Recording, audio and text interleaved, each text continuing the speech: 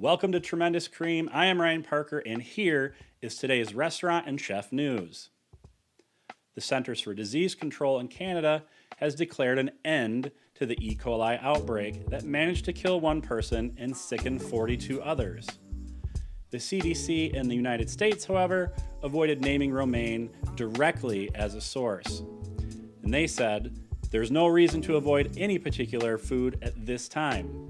As of now, the CDC, the U.S. Food and Drug Administration, and several other state health departments are continuing to investigate. Brome Modern Eatery is opening a second location in downtown Detroit in February. Brome recently made a change to their name to better reflect the menu offerings from Brome Burgers Shakes to Brome Modern Eatery.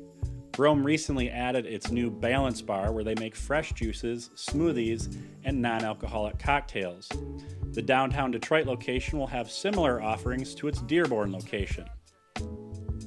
More restaurant openings in 2018. Detroit Shipping Company. This restaurant will feature 5 food items and 2 bars and is constructed from shipping containers.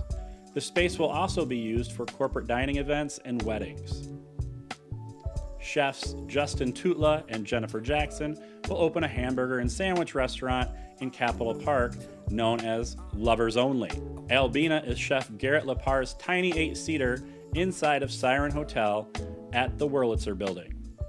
Molly Mitchell will open a Polish sister restaurant to her already well-known Rose's Fine Food.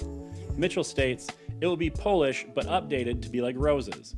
We'll be working with a lot of local growers and be mindful of the seasons, which is what Polish food is really about. If you think Uber sucks because of its surge pricing practices, well, now this London restaurant is going to get a whole heck of a lot of lousy Yelp reviews, or maybe positive Yelp reviews, depending on when you dine. Bob Ricard, known for having call buttons at each table to deliver champagne, will now offer discounted prices during off-peak hours, such as Monday lunch or Tuesday dinner.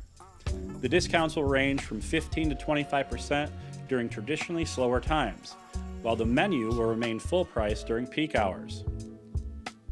Owner Leonov Shutov says, to stay competitive, we need to be able to serve people a fantastic lunch without charging ridiculous prices. And one of the ways of doing that is ensuring a more even occupancy throughout the week so that we're not subsidizing our Monday lunch with a Saturday dinner. That's the news today from Tremendous Cream. Remember to like the video and subscribe to the channel so you can get notified when we release our next video. If you have a story you would like to contribute, email us at tremendouscreamshow@gmail.com.